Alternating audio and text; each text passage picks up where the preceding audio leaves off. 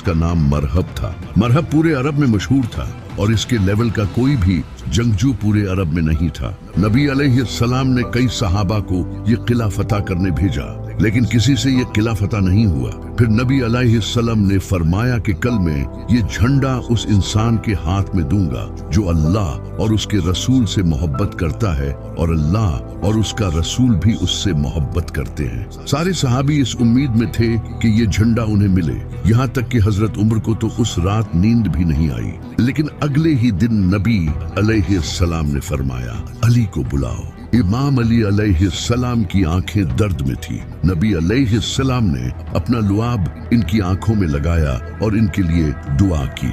इमाम अली अलैहिस्सलाम ने फरमाया कि मैं आखिरी दम तक लड़ूंगा। तो नबी अलैहिस्सलाम ने फरमाया, अली पहले इन्हें इस्लाम की दावत देना। अगर कोई एक इंसान भी इस्लाम ले आया तो ये तुम्हारे लिए सुर्ख ऊंटों से बेहतर होगा। इमाम अली अलैहिस्सलाम आगे बढ़े और सामने मरहब खड़ा था। इसने कहा कि मेरा नाम मरहब है और कोई ऐसा इंसान नहीं जो मेरा मुकाबला कर सके। तो इमाम अली अलैहिस्सलाम ने फरमाया, मेरी माँ ने मेरा नाम हैदर रखा और मैं शेर की तरह हमला करता हूँ। ये सुनकर मरहब आगे बढ़ा तो इमाम अली ने एक ही वार किया और इसके जिस्म के 2 टुकड़े हो गए। ये देखकर सारे यहूदी कांपने लगे। फिर इमाम अली अलैहिस्सलाम आगे बढ़े और खैबर के 900 किलो के दरवाजे को उखाड़ कर फेंक दिया। इसके बाद मुसलमानों ने हमला किया और खैबर फतह कर लिया।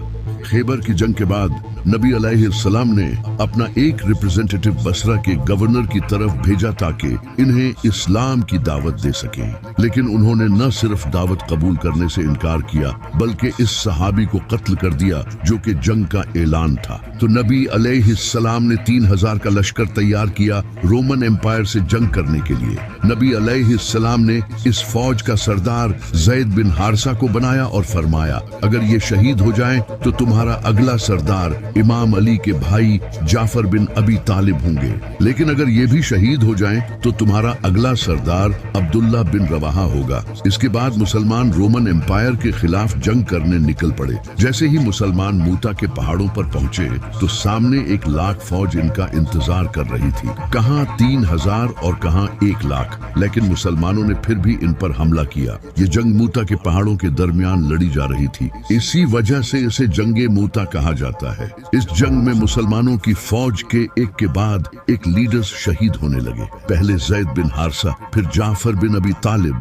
और उसके बाद अब्दुल्ला बिन रवाहा। और नबी अलैहिस्सलाम इनसे मीलों दूर मदीना में बैठे सहाबा को ये सब बता रहे थे। नबी पाक अलैहिस्सलाम ने फरमाया, ज़ैद ने झंडा लिया और मारा गया, फिर जाफर ने झंडा लिया और मारा गया, फिर इब्ने रवाहा ने झंडा लिया और मारा गया। जब नबी अलैहिस्सलाम लोगों से ये कह रहे थे तो आपकी आंखों से आंसू जारी थे और एग्जैक्टली ऐसा ही हुआ। मुसलमानों ने इन तीनों लीडर्स की शहादत के बाद अपना अगला लीडर खालिद बिन वलीद को चुना। खालिद बिन वलीद ने एक स्ट्रेटजी यूज की। उन्होंने मुसलमान फौज को रीऑर्गेनाइज करके आहिस्ता से पीछे हटने को कहा, जिससे रोमन एम्पायर को लगा कि ये मुसलमानों का कोई ट्रैप है और वो जंग छोड़कर वापस चले गए। और इस तरह मुसलमान सेफली मदीना पहुंच गए। जंगे मूता के बाद कुरैश के एक साथी कबीले बनु बकर ने मुसलमानों के साथी कबीले बनु खुजा को कत्ल कर दिया, जिससे मुसलमानों और मक्का वालों के दरमियान होने वाली डील सुलह हुदैबिया टूट गई।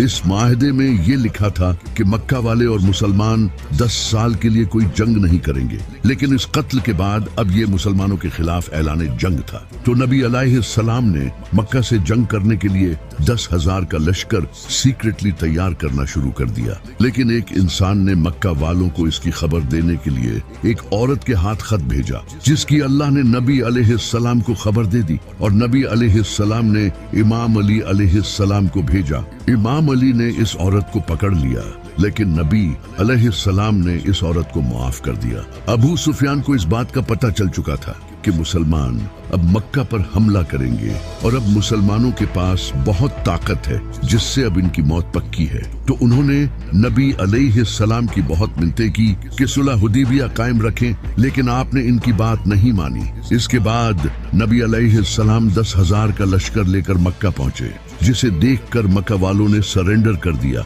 और इस तरह सिवाय कुछ लोगों को कत्ल किए। नबी अलैहिस्सलाम ने मक्का फतह कर लिया, जिसे देखकर अबू सुफियान ने भी सरेंडर कर दिया और इस्लाम कबूल कर लिया। नबी अलैहिस्सलाम ने भी मक्का के लोगों को मुआफ कर दिया। फतह मक्का के बाद अभी भी अरब के कुछ कबीले ऐसे थे जिन्हें मुसलमानों की इस बढ़ती हुई ताकत से डर लगने लगा, जो कि ताइफ के हवाजन और